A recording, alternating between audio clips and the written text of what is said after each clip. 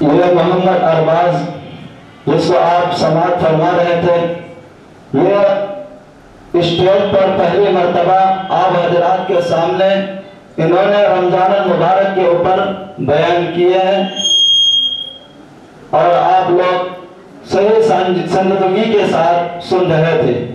اب میں شعبہ حفظ کے طالبہ عزیزم حمیرہ بیگم سلمہ کو مدعو کرتا ہوں کہ وہ علم دین کی فضیلت و اہمیت پر روشنی ڈالیں۔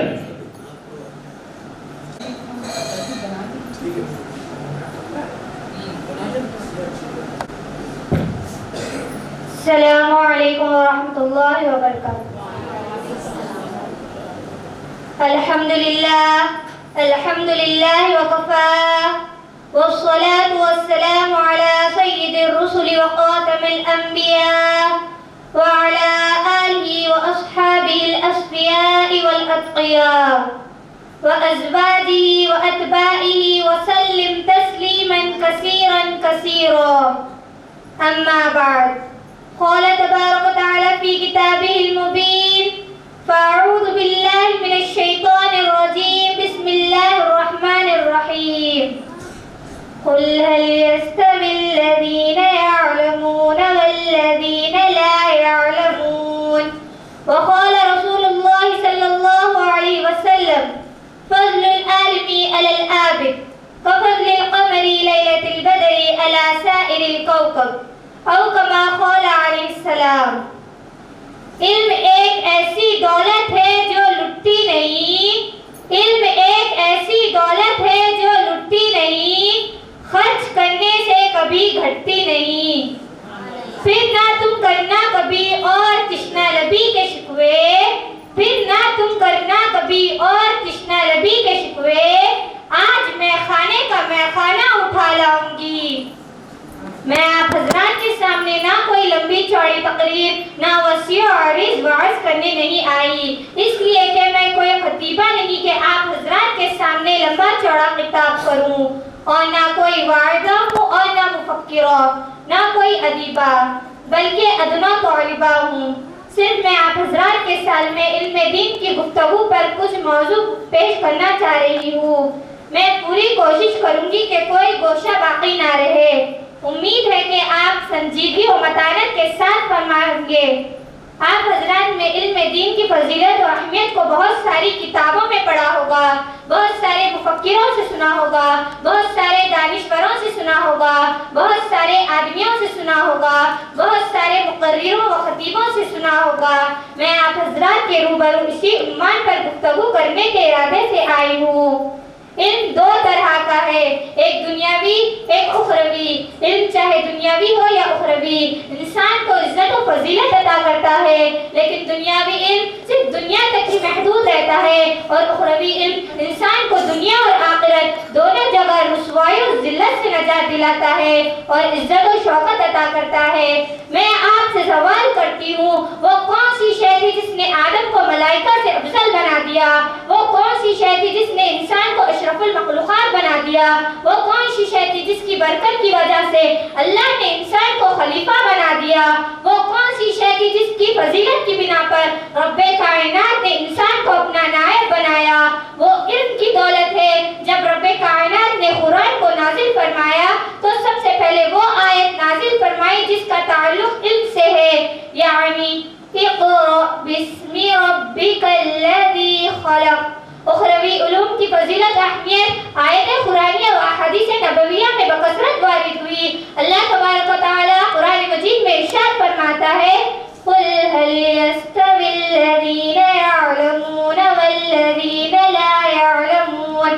ترجمہ، اے محمد صلی اللہ علیہ وسلم آپ کہہ دیجئے کہ اہل علم و اہل جہل یکساں نہیں ہو سکتے، جس طرح توحید و شرک یکساں نہیں ہو سکتے، جس طرح ہدایت اور ظلمت ایک جگہ جمع نہیں ہو سکتے، جس طرح رفاقت اور عداوت برابر نہیں ہو سکتے، جس طرح حق اور باطل برابر نہیں ہو سکتے، اس لیے کہ توحید کی ضد شرک ہے، ہدایت کی ضد ظلمت ہے، رفاقت کی ضد عداوت ہے، اور حق کی ضد باطل ہے، اور ایک قاعدہ ہے کہ اجتماعی ضدیں محال ہے۔ اسی طرح اہل علم و اہل جہل برابر نہیں ہو سکتے۔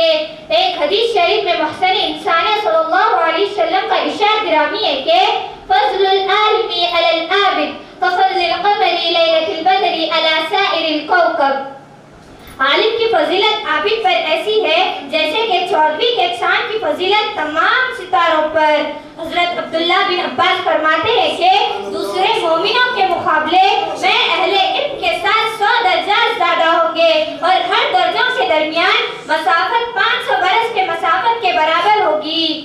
لیکن آج کے دور میں مسلمان اپنے بچوں کو اسلامی تعلیمات سے دور رکھتے ہیں اور کمسن بچوں کو فرنگی تعلیمات دیتے ہیں. یہ صرف شیطان کا فریب ہے.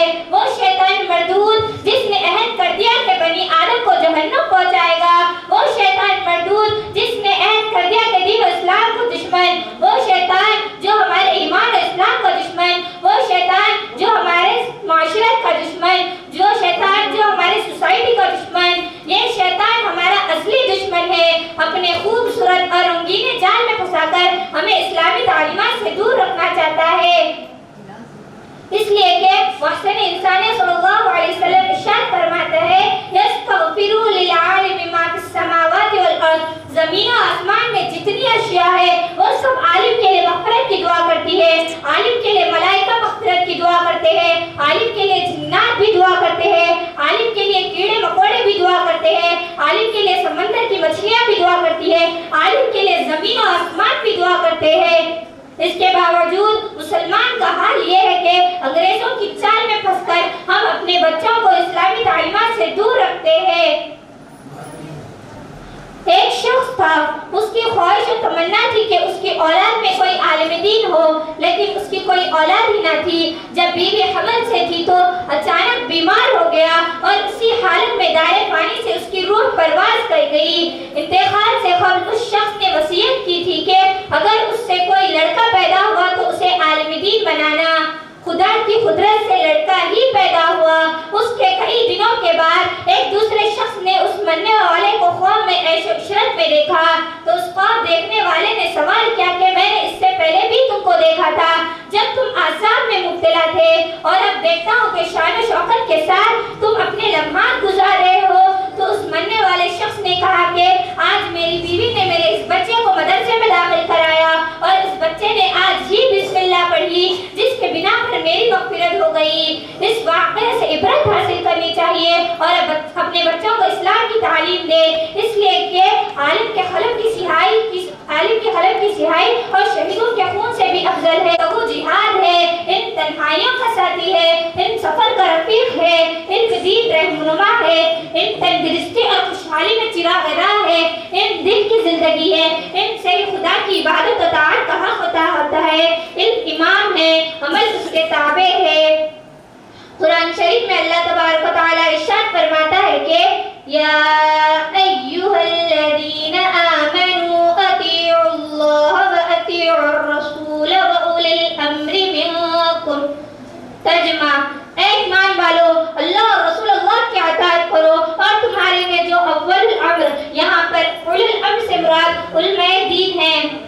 اس لیے کہ آپ کو حضرت جابر بن عبداللہ کی تفسیر میں ہی ملے گا, حضرت مجاہد کی تفسیر میں ہی ملے گا, حضرت عبداللہ بن عباس کی تفسیر میں ہی ملے گا. سبھی حضرات فرماتے ہیں کہ اولو الامر سے مراد علماء دین ہیں. تو پھر ہمیں عالم دین اور علم دین حاصل کرنا کیوں مشکل محسوس ہوتا ہے؟ ہمیں عالم دین حاصل کرنا کیوں شرم محسوس ہوتی ہے؟ اس کی وجہ یہ ہو سکتی ہے کہ شیطان ہمارے دلوں میں وسوسے ڈالتا ہے یا ہمارے عزائم و ارادے کمزور پڑ گئے ہیں. اس لیے کہ کسی شاعر نے کہا کہ جواں ہوں عزم تو تارے بھی ٹوٹ سکتے ہیں, جواں ہوں عزم تو تارے بھی ٹوٹ سکتے ہیں, کٹھن نہیں کوئی کام آدمی کے لیے.